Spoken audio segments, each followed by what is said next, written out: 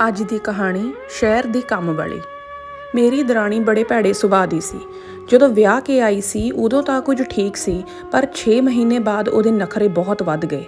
ਸ਼ਹਿਰ ਦੀ ਪੜ੍ਹੀ ਲਿਖੀ ਹੋਣ ਕਰਕੇ ਉਹ ਮੈਨੂੰ ਬਹੁਤ ਗੱਲਾਂ ਕਰਦੀ ਸੀ। ਮੇਰੀ ਸੱਸ 'ਤੇ ਵੀ ਉਹਨੇ ਪੂਰਾ ਕਾਬੂ ਕੀਤਾ ਸੀ। ਉਹ ਵੀ ਉਹਦਾ ਪੱਖ ਪੂਰਨ ਲੱਗ ਪਈ ਸੀ। ਮੇਰੇ ਗੁੱਸੇ ਦੀ ਹੱਦ ਉਦੋਂ ਮੁੱਕ ਗਈ ਜਦੋਂ ਉਹਨੇ ਮੇਰੇ ਬੱਚਿਆਂ ਨੂੰ ਪੇਂਡੂ ਗਵਾਰ ਕਹਿ ਕੇ ਕਮਰੇ 'ਚੋਂ ਕੱਢ ਦਿੱਤਾ।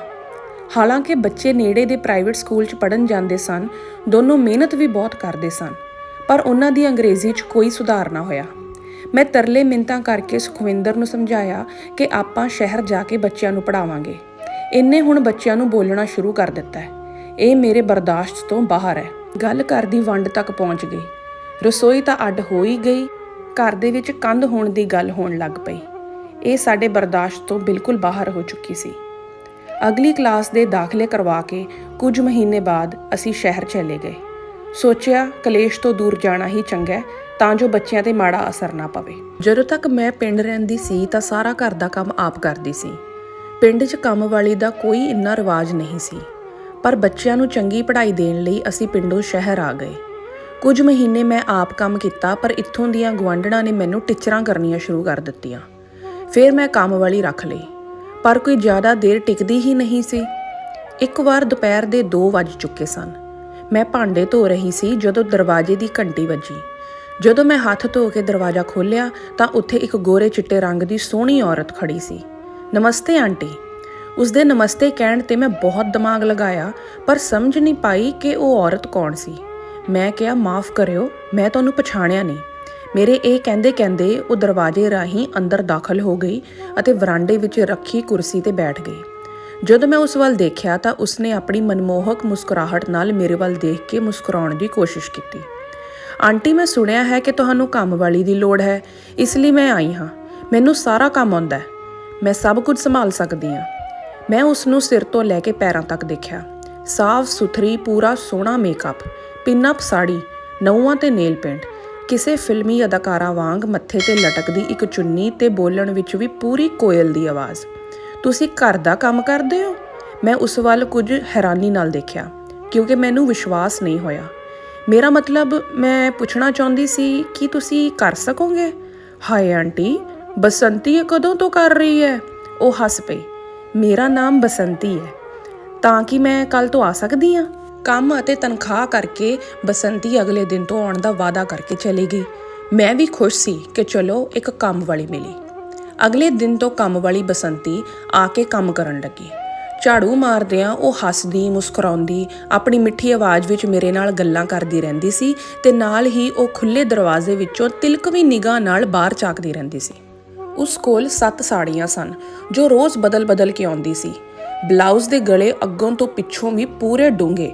ਮੈਂ ਉਸਨੂੰ ਕਹਿਣਾ, ਬਸੰਤੀ, ਇਹ ਸਾੜੀ ਦਾ ਕੀ ਫਾਇਦਾ? ਲੱਕ ਤੇ ਤੇਰਾ ਸਾਰਾ ਨੰਗਾ ਪਿੱਛੋਂ, ਅੱਗੋਂ ਵੀ ਤੂੰ ਪੱਲੂ ਇਕੱਠਾ ਕਰ ਪੇਟੀਕੋਟ 'ਚ ਫਸਾ ਲੈਂਦੀ ਹੈ, ਛਾਤੀ ਵੀ ਅੱਧੀ ਨੰਗੀ ਹੁੰਦੀ। ਬਸੰਤੀ ਹੱਸ ਪੈਂਦੀ ਤੇ ਕਹਿੰਦੀ, ਆਂਟੀ, ਸੂਟ ਪਾ ਕੇ ਮੇਰੇ ਤੋਂ ਕੰਮ ਨਹੀਂ ਹੁੰਦਾ। ਇਹ ਕਹਿ ਕੇ ਸਾੜੀ ਗੋਡਿਆਂ ਤੱਕ ਉੱਚੀ ਕਰ ਲੈਂਦੀ ਤੇ ਪੋਚਾ ਲਾਉਣ ਲੱਗ ਪੈਂਦੀ। ਇੱਕ ਦਿਨ ਚੋਰ ਨਿਗਾਹ ਨਾਲ ਬਾਹਰ ਝਾਕ ਰਹੀ ਸੀ। ਮੈਂ ਉਸ ਦੀ ਨਿਗਾਹ ਤੋਂ ਬਚ ਕੇ ਦੇਖਿਆ ਕਿ ਬਾਹਰ ਕਲੋਨੀ ਦੇ ਪਾਰਕ ਦੇ ਬੈਂਚ 'ਤੇ ਸਾਹਮਣੇ ਇਲਾਕੇ ਦੇ 5-6 ਮੁੰਡੇ ਬੈਠੇ ਸਨ। ਜਿਵੇਂ ਬਸੰਤੀ ਅੰਦਰ ਗਈ, ਮੈਂ ਬਾਹਰ ਆ ਗਈ। ਮੈਨੂੰ ਆਪਣੇ ਵੱਲ ਆਉਂਦੇ ਵੇਖ ਕੇ ਉਹਨਾਂ ਮੁੰਡਿਆਂ ਨੇ ਮੈਨੂੰ ਸਤਿ ਸ਼੍ਰੀ ਅਕਾਲ ਬੁਲਾਈ ਅਤੇ ਕਿਹਾ, ਆਂਟੀ ਜੀ, ਕੋਈ ਕੰਮ ਹੋਵੇ ਤਾਂ ਦੱਸ ਦਿਓ, ਤੁਹਾਨੂੰ ਅਤੇ ਚਾਚਾ ਜੀ ਨੂੰ ਕਿਸੇ ਕਿਸਮ ਦੀ ਲੋੜ ਤਾਂ ਨਹੀਂ? ਇਸ ਤੋਂ ਪਹਿਲਾਂ ਕਿ ਮੈਂ ਉਹਨਾਂ ਦਾ ਧੰਨਵਾਦ ਕਰਦੀ ਜਾਂ ਕੋਈ ਜਵਾਬ ਦਿੰਦੀ, ਬਸੰਤੀ ਬਾਲਟੀ ਲੈ ਕੇ ਬਾਹਰ ਦਾ ਦਰਵਾਜ਼ਾ ਖੋਲ੍ਹ ਵਰਾਂਡੇ ਵਿੱਚ ਪੋਚਾ ਮਾਰਨ ਆ ਗਈ ਅਤੇ ਮੁਸਕਰਾ ਕੇ ਮੁੰਡਿਆਂ ਵੱਲ ਦੇਖਿਆ।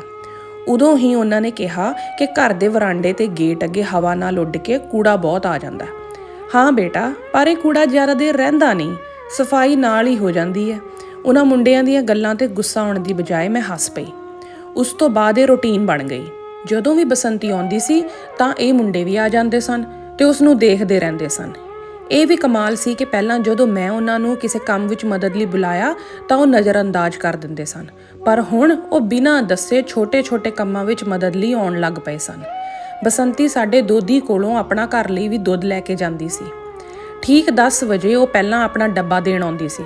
ਮੈਨੂੰ ਉਸ ਦਾ ਡੱਬਾ ਫ੍ਰਿਜ ਵਿੱਚ ਰੱਖਣਾ ਪੈਂਦਾ, ਕਿਉਂਕਿ ਬਸੰਤੀ ਕੰਮ ਤੋਂ ਵਾਪਸ ਆਉਂਦੇ ਸਮੇਂ ਉਹ ਡੱਬਾ 2 ਵਜੇ ਲੈ ਜਾਂਦੀ ਸੀ। 1 ਤਰੀਕ ਨੂੰ ਪੈਸਿਆਂ ਲਈ ਰੌਲਾ ਪਾਉਣ ਵਾਲੇ ਸਾਡੇ ਦੁੱਧ ਵਾਲੇ ਨੇ ਜਦੋਂ ਬਸੰਤੀ ਤੋਂ ਪੈਸੇ ਮੰਗੇ ਤਾਂ ਉਸਨੇ ਅੱਖਾਂ ਵਿੱਚ ਹੰਝੂ ਲੈ ਕੇ ਕਿਹਾ, ਅਗਲੇ ਮਹੀਨੇ ਲੈ ਲਿਓ, ਇਸ ਮਹੀਨੇ ਨਹੀਂ ਦੇ ਸਕਦੀ। ਮੈਂ ਹੈਰਾਨ ਹੋ ਗਈ ਜਦੋਂ ਦੋਦੀ ਨੇ ਠੀਕ ਹੈ ਕਹਿ ਕੇ ਮੁਸਕਰਾ ਕੇ ਚਲਾ ਗਿਆ। ਬਸੰਤੀ ਦੇ ਆਉਣ ਨਾਲ ਮੇਰੇ ਘਰ ਵਿੱਚ ਸਰਗਰਮੀ ਵੱਧ ਗਈ ਸੀ। ਮੈਂ ਸਭ ਕੁਝ ਸਮਝ ਰਹੀ ਸੀ, ਪਰ ਮੈਨੂੰ ਕੰਮ ਵਾਲੀ ਦੀ ਲੋੜ ਸੀ, ਇਸ ਲਈ ਮੈਂ ਚੁੱਪ ਸੀ। ਹੁਣ ਤੱਕ ਸਭ ਠੀਕ ਠਾਕ ਚੱਲ ਰਿਹਾ ਸੀ, ਪਰ 1 ਮਹੀਨੇ ਬਾਅਦ ਬਸੰਤੀ ਦੇ ਵਿਹਾਰ ਵਿੱਚ ਬਦਲਾਅ ਨਜ਼ਰ ਆਉਣ ਲੱਗਾ। ਉਹ ਤਨਖਾਹ ਵਧਾਉਣ ਦੀ ਗੱਲ ਕਰਨ ਲੱਗੀ। ਮੈਂ ਉਸ ਨੂੰ ਸਮਝਾਇਆ ਕਿ ਤੈਨੂੰ ਹਾਲੇ ਸਿਰਫ 1-2 ਮਹੀਨੇ ਹੋਏ ਨੇ, ਤਨਖਾਹ 1 ਸਾਲ ਬਾਅਦ ਵਧਾਈ ਜਾਂਦੀ ਹੈ। ਪਰ ਉਸਨੇ ਬੜੀ ਮੁਸ਼ਕਿਲ ਨਾਲ ਗੱਲ ਸਮਝੀ। ਹੁਣ ਉਹ ਹਰ ਕੰਮ ਵਿੱਚ ਪੱਖ ਪੂਰ ਰਹੀ ਸੀ। ਉਸਨੂੰ ਭਾਂਡਿਆਂ ਅਤੇ ਘਰ ਨਾਲੋਂ ਆਪਣੀ ਸਾੜੀ ਦੇ ਸਾਫ਼ ਹੋਣ ਦੀ ਜ਼ਿਆਦਾ ਚਿੰਤਾ ਹੁੰਦੀ ਸੀ। ਬਸੰਤੀ ਦੀ ਸਮੇਂ ਦੀ ਪਾਬੰਦਤਾ ਵੀ ਘਟਣ ਲੱਗੀ। ਭਾਵੇਂ ਉਹ 9:30 ਜਾਂ 10 ਵਜੇ ਤੱਕ ਆਉਂਦੀ, ਪਰ 11 ਵਜਦੇ ਹੀ ਉਹ ਘੜੀ ਵੱਲ ਇਸ਼ਾਰਾ ਕਰਕੇ ਚਲੀ ਜਾਂਦੀ ਸੀ। ਇਸ ਕਾਰਨ ਉਹ ਕਈ ਵਾਰ ਬੜਾ ਗੰਦਾ ਪੋਚਾ ਲਗਾ ਕੇ ਨਿਕਲ ਜਾਂਦੀ ਅਤੇ ਕਦੇ ਅੱਧੇ ਬਰਤਨ ਸਾਫ਼ ਕਰਨ ਲਈ ਇਹ ਕਹਿ ਕੇ ਛੱਡ ਦਿੰਦੀ ਸੀ, ਹੁਣ ਸ਼ਾਮ ਨੂੰ ਕਰ ਲਵੇਗੀ। ਉਸ ਦੀਆਂ ਛੁੱਟੀਆਂ ਵੀ ਵਧਣੀਆਂ ਸ਼ੁਰੂ ਹੋ ਗਈਆਂ ਸਨ ਤੇ ਇਸ ਕਾਰਨ ਮੇਰੇ ਨਾਲ-ਨਾਲ ਇਲਾਕੇ ਦੇ ਮੁੰਡੇ ਕੁੜੀਆਂ ਅਤੇ ਦੁੱਧ ਵਾਲੇ ਵੀ ਪਰੇਸ਼ਾਨ ਹੋਣ ਲੱਗੇ ਸਨ। ਹੁਣ ਮੈਂ ਬਸੰਤੀ ਤੋਂ ਪਰੇਸ਼ਾਨ ਹੋ ਚੁੱਕੀ ਸੀ। ਇੱਕ ਦਿਨ ਬਸੰਤੀ ਨੇ ਆਉਂਦਿਆਂ ਹੀ ਕਿਹਾ, ਆਂਟੀ ਮੇਰੇ ਆਉਣ ਦੇ ਟਾਈਮ ਤੇ ਤੇਲ ਨਾ ਗਰਮ ਰੱਖਿਆ ਕਰੋ, ਮੈਨੂੰ ਖੰਘ ਆਉਣੀ ਸ਼ੁਰੂ ਹੋ ਜਾਂਦੀ ਹੈ। ਕਿਉਂ, ਤੂੰ ਆਪਣੇ ਘਰ ਕੰਮ ਨਹੀਂ ਕਰਦੀ? ਪਰੌਂਠੇ ਕਿਵੇਂ ਬਣਾਉਂਦੀ ਹੈ? ਤੜਕਾ ਕਿਵੇਂ ਲਾਉਂਦੀ ਹੈ? ਪਕੌੜੇ ਉਤਾਰਦੇ ਹੋਏ ਮੈਂ ਉਸਨੂੰ ਖਿੱਝ ਕੇ ਕਿਹਾ, ਨਾ ਤਾਂ ਮੈਂ ਪਿਆਜ਼ ਕੱਟਦੀ ਹਾਂ, ਨਾ ਸਬਜ਼ੀ ਕੱਟਦੀ ਹਾਂ, ਇਹ ਸਾਰਾ ਕੰਮ ਮੇਰਾ ਬੰਦਾ ਕਰਦਾ ਹੈ। ਮੈਂ ਹੈਰਾਨ ਰਹਿ ਗਈ। ਇਸ ਤੋਂ ਬਾਅਦ ਜਦੋਂ ਉਹ ਕੁਝ ਦਿਨਾਂ ਦੀ ਛੁੱਟੀ ਲੈ ਕੇ ਆਈ ਤਾਂ ਮੈਂ ਉਸਨੂੰ ਨਾਸ਼ਤੇ ਦੇ ਨਾਲ ਚਾਹ ਵੀ ਦਿੱਤੀ। ਆਂਟੀ ਮੈਂ ਚਾਹ ਪੀਣੀ ਛੱਡ ਦਿੱਤੀ ਹੈ, ਹੁਣ ਮੈਂ ਕੌਫੀ ਪੀਂਦੀ ਹਾਂ, ਮੇਰੇ ਲਈ ਕੌਫੀ ਬਣਾ ਦਿਓ। ਉਸਨੇ ਮੈਨੂੰ ਆਰਡਰ ਦੇਣ ਰੋਹਬ ਤੇ ਨਖਰੇ ਵਾਲੀ ਆਵਾਜ਼ ਵਿੱਚ ਕਿਹਾ, ਪਰ ਤੇਰੇ ਅੰਕਲ ਅਤੇ ਮੈਨੂੰ ਕੌਫੀ ਪਸੰਦ ਨਹੀਂ, ਇਸ ਲਈ ਅਸੀਂ ਆਪਣੇ ਘਰ ਨਹੀਂ ਰੱਖਦੇ। ਇਸ ਵਾਰ ਮੈਂ ਚੁੱਪ ਨਾ ਰਹੀ ਅਤੇ ਆਪਣੇ ਘਰ ਸ਼ਬਦ ਉੱਤੇ ਥੋੜਾ ਜ਼ੋਰ ਦੇ ਕੇ ਉਸਨੂੰ ਕਿਹਾ। ਇਹ ਸੁਣ ਕੇ ਉਹ ਉੱਚੀ ਹੱਸ ਪਈ ਤੇ ਕਹਿਣ ਲੱਗੀ, ਫਿਰ ਮੇਰੇ ਲਈ ਰੱਖਣਾ ਸ਼ੁਰੂ ਕਰ ਦਿਓ। ਕੁਝ ਸਮੇਂ ਤੋਂ ਉਸਨੂੰ ਫਿਨਾਇਲ ਤੋਂ ਵੀ ਐਲਰਜੀ ਹੋਣ ਲੱਗੀ ਅਤੇ ਉਸਨੇ ਲਾਈਜ਼ੋਲ ਦੀ ਮੰਗ ਕਰਨੀ ਸ਼ੁਰੂ ਕਰ ਦਿੱਤੀ। ਬਿਊਟੀ ਪਾਰਲਰ ਦੇ ਨਾਲ ਬੁਟੀਕ ਦਾ ਸ਼ੌਕ ਭਰ ਕੇ ਉਸਨੇ ਮੇਰੇ ਕੋਲੋਂ ਆਪਣੀ 2 ਮਹੀਨਿਆਂ ਦੀ ਤਨਖਾਹ ਐਡਵਾਂਸ ਲੈ ਲਈ। ਹੁਣ ਤਾਂ ਮੈਂ ਵੀ ਆਂਢ ਗੁਆਂਢ ਦੇ ਮੁੰਡਿਆਂ ਅਤੇ ਦੁੱਧ ਵਾਲੇ ਤੋਂ ਇਸ ਦੇ ਨਖਰਿਆਂ ਕਾਰਨ ਤੌਬਾ ਕਹਿਣ ਲੱਗ ਪਈ। ਮੈਂ ਸੋਚਦੀ ਰਹਿੰਦੀ ਹਾਂ ਕਿ ਕਿਸ ਸਮੇਂ ਮੈਂ ਇਸ ਨੂੰ ਰੱਖਿਆ। ਇਸ ਨੂੰ ਉਦੋਂ ਤੱਕ ਝੱਲਣਾ ਪਵੇਗਾ ਜਦੋਂ ਤੱਕ ਕੋਈ ਹੋਰ ਕੰਮ ਵਾਲੀ ਨਹੀਂ ਮਿਲ ਜਾਂਦੀ। ਮੈਂ ਨਾਲ ਦੇ ਘਰਾਂ 'ਚ ਹੌਕਾ ਦੇ ਕੇ ਆਉਣ ਲੱਗ ਪਈ ਕਿ ਜੇ ਤੁਹਾਡੀ ਨਜ਼ਰ ਵਿੱਚ ਕੋਈ ਕੰਮ ਵਾਲੀ ਹੋਵੇ ਤਾਂ ਜ਼ਰੂਰ ਦੱਸਿਓ। ਫਿਲਹਾਲ ਤੁਸੀਂ ਮੈਨੂੰ ਦੱਸੋ ਕਿ ਤੁਸੀਂ ਵੀ ਕੰਮ ਵਾਲੀ ਤੋਂ ਪਰੇਸ਼ਾਨ ਹੋ? ਕੀ ਇਹ ਸਭ ਤੁਹਾਡੇ ਨਾਲ ਵੀ ਹੁੰਦਾ ਹੈ? ਕਿਰਪਾ ਕਰਕੇ ਕਮੈਂਟ ਕਰਕੇ ਜ਼ਰੂਰ ਦੱਸਿਓ। ਮੈਨੂੰ ਉਮੀਦ ਹੈ ਤੁਹਾਨੂੰ ਇਹ ਪਿਆਰੀ ਜਿਹੀ ਕਹਾਣੀ ਜ਼ਰੂਰ ਪਸੰਦ ਆਈ ਹੋਵੇਗੀ। ਕਿਰਪਾ ਕਰਕੇ ਮੇਰੇ ਚੈਨਲ ਨਿਊ ਪੰਜਾਬੀ ਕਹਾਣੀਆਂ ਨੂੰ ਸਬਸਕ੍ਰਾਈਬ ਕਰੋ। ਵੀਡੀਓ ਨੂੰ ਲਾਈਕ ਕਰਕੇ ਕਮੈਂਟ ਕਰਕੇ ਦੱਸੋ ਕਹਾਣੀ ਕਿਸ ਤਰ੍ਹਾਂ ਦੀ ਲੱਗੀ। ਤੁਹਾਡਾ ਬਹੁਤ ਧੰਨਵਾਦ। ਰੱਬ ਰੱਖਾ।